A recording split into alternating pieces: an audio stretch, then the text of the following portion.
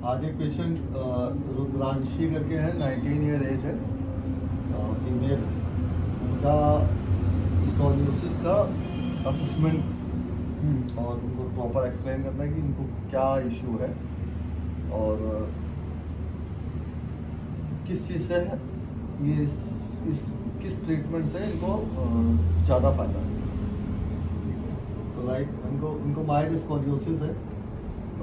ये आपका सामने पूरा होल स्पाइन का एक्सरे है, ठीक है, एपी व्यू है, ठीक है, ये राइट साइड है, लेफ्ट साइड है, ठीक है, बॉडी की। सो इसमें आप लोग देख रहे होंगे कि सबसे पहले तो जो मार्जिनल लाइन है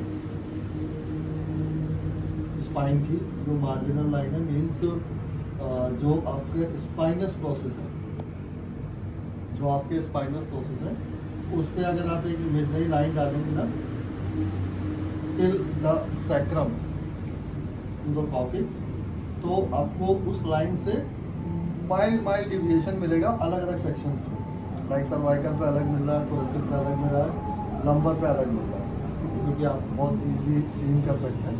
तो आप बहुत डिटेल देने की कोशिश करते हैं, बताने की कोशिश करते हैं कि एक्चुअली ये स्कॉलियोसिस है क्या, क्यों होता है और एक्चुअलिटी में स्कॉलियोसिस कैसा दिखता है।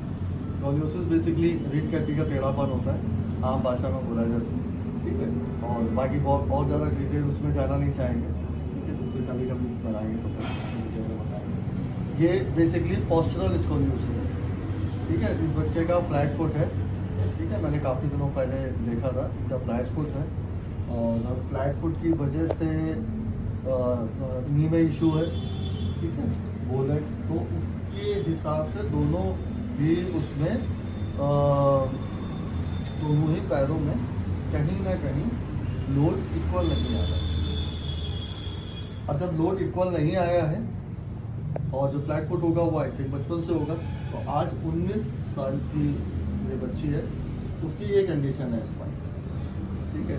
डेफिनेटली विटामिन डी की डिफिशिएंसी है, इस वजह से कहीं ना कहीं स्पाइन में चेंजेस आना शुरू हुआ। ये मेजर कारण है करंट कंडीशन का, ये बहुत मेजर कारण है विटामिन डी की डिफिशिएंसी।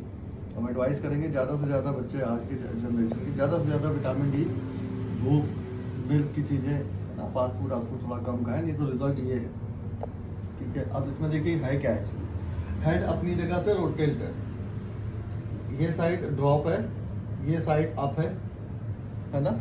तो दैट मीन्स जो हेड की पोजीशन है वो टिल्टेड है, हेड की पोजीशन टिल्टेड है। एंड देन फर्दर जो C2 है, C1 तो विजिबल नहीं होता उतना, C2 है, C2 का कोरोनल डिविएशन है, C2 का कोरोनल डिविएशन, C3 का कोरोनल डिविएशन, C4 का भी कोरोनल डिविएशन है, C5 का भी कोरोनल डिविएशन है, C6 C7 ठीक है, C8 ठीक है। अब यहाँ पे आप अगर बहुत ध्यान से नोटिस करेंगे ना तो दोनों क्लेविकल फ्लक्चुएट है, क्लेविकल अप है लेफ्ट वाली और राइट वाली डाउन है, ठीक है। अब लेफ्ट और राइट अगर डाउन है तो आपकी जो रिब्स है, फर्स्ट रिब्स, उसमें भी मार्जिनल फ्लक्चुएशंस है, लेफ्ट वाली अप है, राइट वाली डाउन है। अगर हम सिर्फ सर्वाइकल पे फोकस करें तो इसमें मेजरली प्रॉब्लम्स क्या आ सकती हैं आने वाले समय में, कि इस केस में जब हमारा C2 कोरोनल रोटेटेड है तो हमारा जो सर्कल ऑफ विलिस होता है, जो कि हमारा ब्रेन में सप्लाई पहुंचाता है, ये स्पाइन है, ये C2 है। यहाँ से ये जो रेड आप मार्जिन देख रहे होंगे, ये मेंशन कर रहा है कि हमारे जो हेड पे ब्लड की सप्लाई यही पहुंचाता है। जब ये C2 अपना रोटेशन में आ जाता है, C2 रोटेटेड अगर है तो फिर लाइक दिस, जैसे ये रोटेटेड है ऐसे अभी मैंने मेंशन किया है कि ये साइड रोटेट हो गया, ये साइड रोटेट हो गया, ठीक है। अब ये रोटेशन जो है बाकी ये रोटेट हुआ तो C3 भी रोटेट हो गया, C4 भी रोटेट हो गया, C5 भी रोटेट हो गया, ठीक है, C5 भी रोटेट हो गया। हेड इक्वल है, हेड क्या है, टिल्ट है, अपनी जगह से टिल्ट है, अपनी जगह से टिल्ट है। तो ये जो सर्कल ऑफ विलिस है वो हैम्पर करेगा, ब्लड सप्लाई हैम्पर करेगी, तो आपको चक्कर आ सकते हैं, वर्टाइगो हो सकता है। अगर इमोशनल और हार्मोनल में जाए तो डिप्रेशन में भी जा सकते हैं। ये फ्यूचर एस्पेक्ट की चीज़ है। आप इमोशनल इम्बैलेंसेस हो सकते हैं, ठीक है, जो आज की जनरेशन को स्ट्रेस और ये सारी चीज़ें ज़्यादा होती है, ठीक है, आफ्टर पोस्ट कोविड एंजाइटी के बहुत ज़्यादा इश्यूज हो गए, वो ये सारी चीज़ें कहीं ना कहीं डायरेक्ट टू इनडायरेक्ट बेसिस में हैम्पर कर सकता है इतना rotation of the cervical spine. ठीक है, अब C1 C2 जो फर्स्ट रिब की बात अगर हम करते हैं अप एंड डाउन है, तो इसमें मार्जिनल आपको ब्रेकेल्जिया हो सकता है। मार्जिनल ब्रेकेल्जिया मीन्स चांसेस हैं, हो भी सकता है नहीं भी हो सकता है। रीज़न क्योंकि अप एंड डाउन है, तो अपनी जगह से पोजिशनल में अगर फिक्स नहीं है, तो उसकी जो एसोसिएटिव नर्व्स होंगी, जो नर्व्स होंगी C1 के आसपास जो नर्व्स होंगी, वो कहीं ना कहीं फर्स्ट रिब्स के आसपास जो नर्व्स निकल रहे होंगे, वो कहीं ना कहीं हैम्पर करेंगे।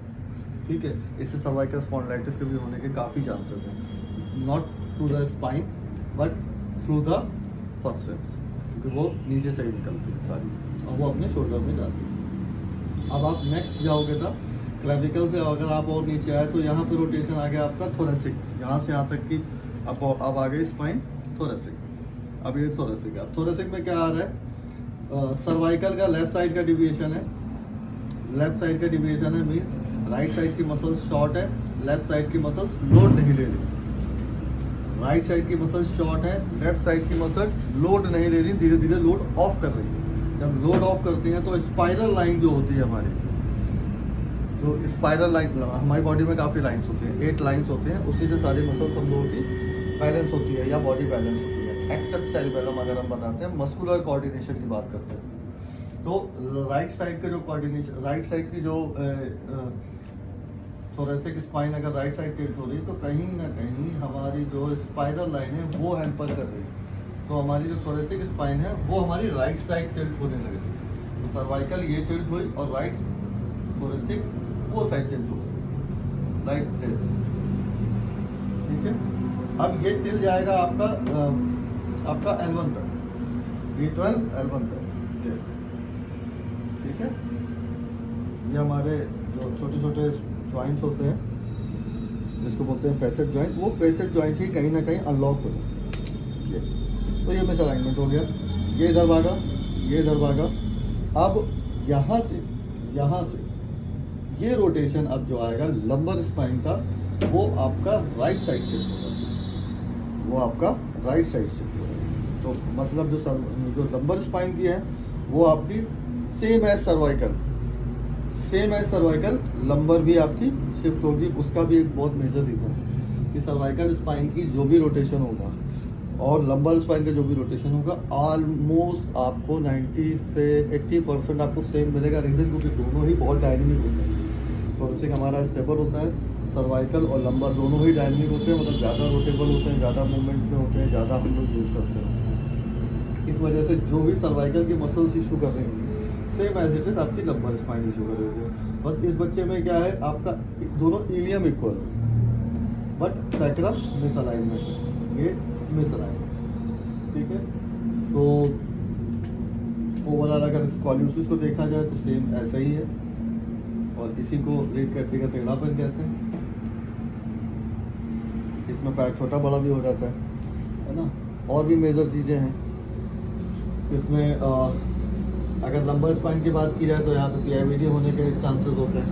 तो लैप्स इंटरवर्टिब्रल डिस्क को भी देखिए, यहाँ पे स्पेस कम हो ही गया है, ये ठीक है, यहाँ पे स्पेस कम हो चुका है, तो प्रोलैप्स इंटरवर्टिब्रल डिस्क होने के भी चांसेस होते हैं, है ना। प्रोड्यूस भी हो सकता है, वो एज रिलेटेड है।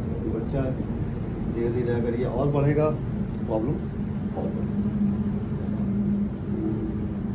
सो एक जनरल और छोटा सा introduction about the scoliosis of the spine. Thank you.